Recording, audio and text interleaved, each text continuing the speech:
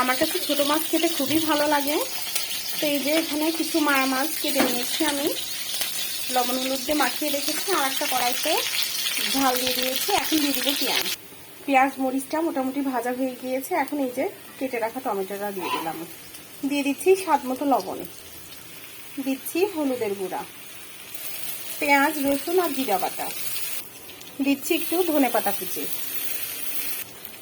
এখন দিয়ে দিচ্ছি অল্প সামান্য একটু পানি। তরকারির ঝোলটা ফুটে উঠেছে। এখন এই মাছগুলো দিয়ে দিব। বিসমিল্লাহ।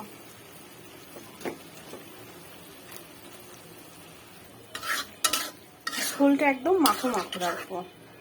এখন ঢাকনা দিয়ে কিছুক্ষণ রান্না করব।